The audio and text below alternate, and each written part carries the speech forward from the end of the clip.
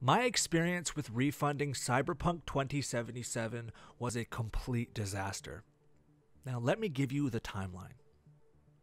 On December 9th, 2020, I purchased the title from the PlayStation Store so I could preload the game to be ready to play when it launched at midnight that night. Now, this was about the same time reviews were coming out for the game as the embargo had been lifted. Now, in an odd turn, CD Projekt Red did not give out console review copies and only supplied PC players with codes. Somewhat strange, but CD Projekt Red themselves released console footage prior, comparing the PS4, PS5, Xbox One, and Series X. Okay, but what made things stranger still was that these reviewers weren't allowed to show any footage they captured and were only allowed to show footage supplied by CD Projekt Red. This was weird, but it's CD Projekt Red, the most consumer-friendly, trustworthy name in the industry. About a week ago.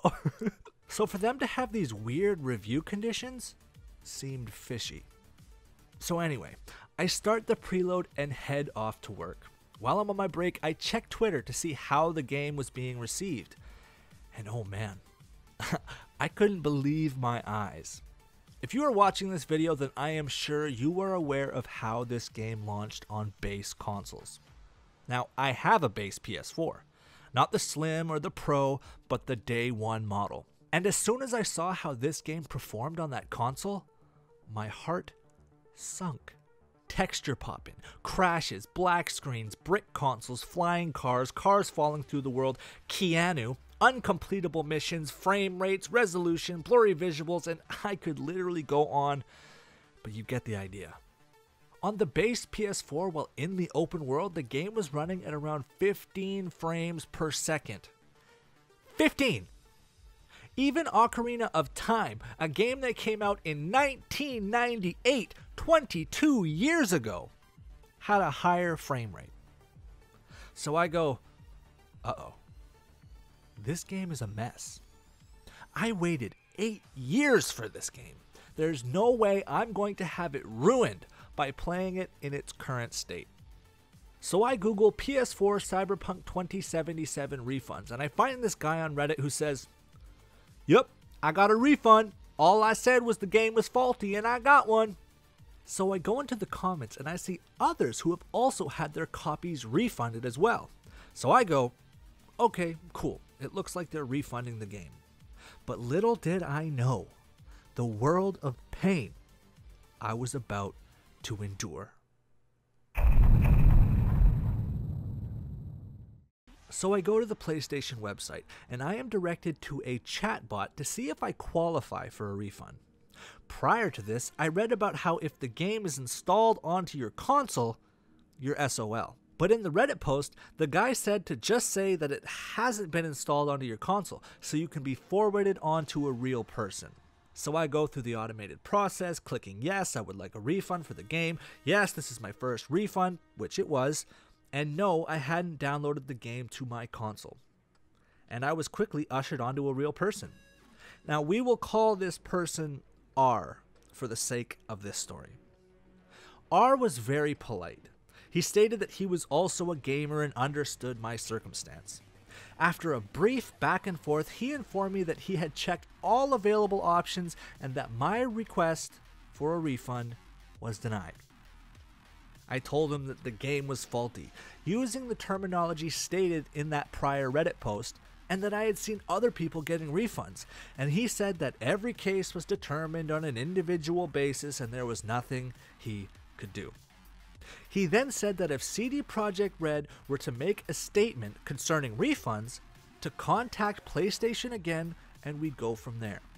Now me being Canadian, I thanked him for doing his job during a pandemic, and we ended the chat on a somewhat pleasant note. I get on break at work and check Twitter and see that Yongya has retweeted CD Projekt Red. In this post, CD Projekt Red state that if anyone is displeased with the state of the game, they can request refunds from PlayStation Network and Xbox respectively. Now, seeing that it's 1:30 in the morning, the support lines are closed. So when I get home from work at 3:30 a.m., I set an alarm for 9 a.m. to call when the support line opens. I awake at 9 and try to call, but keep being met with, "Due to higher than usual call volume, we are unable to take your call right now. Please try again." So I hang up and I go to the live chat support. Now, when I first tried this on the 10th, I was through the automated chat and onto a real person in minutes.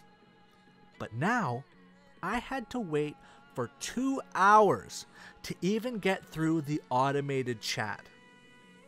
Once through that, I was placed in a queue behind 140 people. But, to my surprise, this went pretty quick. Now, I was greeted by a person of which I will call Jay. And he wasn't as polite as the person I had dealt with before. He asked me how he could help, and I replied with, "Due to CD Projekt Red's statement last night, I would like a refund of the game." Now, after seeing what he could do, he said my request was denied. Now I begin to get frustrated. I replied, "I don't understand how that was possible.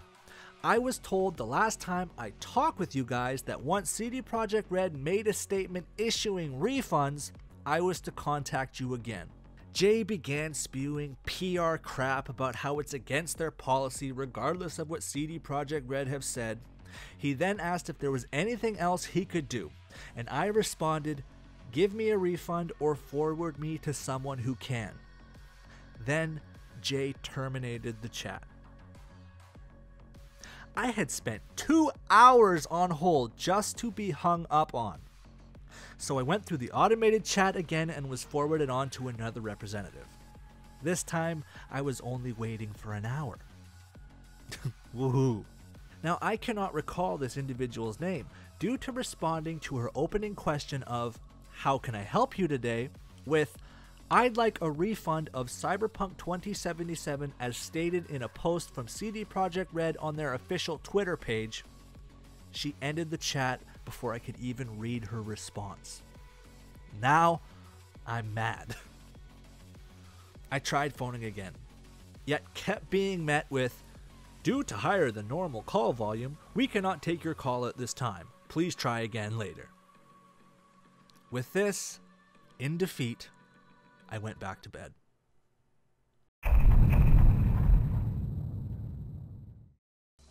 I woke up later that day in a better mood, but I was still, for a lack of a better word, salty. I thought I would try again before work.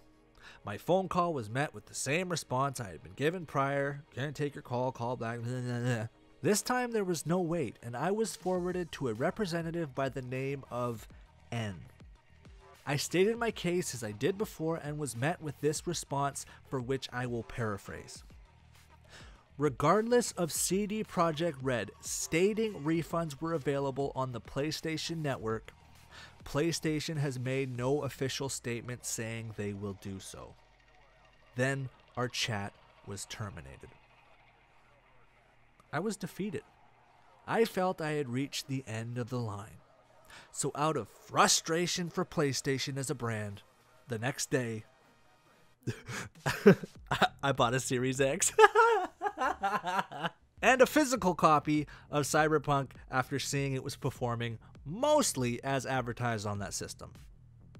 I was done with PlayStation, and I emailed helpmerefund@cdprojectred.com in hopes to hear from them directly. After posting about my troubles on Twitter, a tweet that has been seen 49,218 times at the time of writing this, with over 1,000 engagements, I am tweeted with this screenshot. PlayStation officially announces refunds for Cyberpunk 2077 and has also removed the game from the store. When I go to the automated chat box to request a refund, the first thing it asks me is your request regarding Cyberpunk 2077? And this gave me a good laugh. I click yes, and I'm directed to a page that presents me with a button that says, "I would like a refund for Cyberpunk 2077." Now, the first click presents me with an error. The second takes me to a page that says, "We're sorry, this page doesn't exist."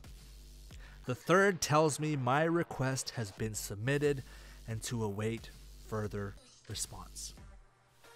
And that's where we are now, December 19th, 2020. In the end, I'm glad Sony buckled under the pressure, though my experience in dealing with them has been nothing short of a hair-pulling test of frustration and incompetence.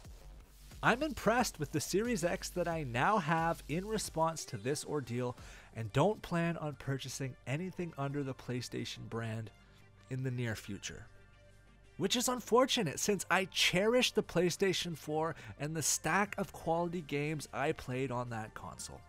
But before I end this video, I want to say that regardless of if I get my money back or not, that I am thankful to be in a position where I can simply write off $80 and be okay financially during these crazy times. Now, that is not a statement intended to put myself above anyone else, but to recognize that others may not be so fortunate. To some, the inability to have their money returned during this time might mean more than simple frustration and could mean an unpaid bill or less food on the table. A lot of these people just wanted an escape, a quality escape from the current times that we're living in. And to have not only that robbed from them, but also the $80 or $60, depending on where you're from, robbed from them as well, that's just unacceptable. So if it comes down to it, forget about me, I don't need that money, but PlayStation, Sony, CD Projekt Red, do the right thing and give these people their money back.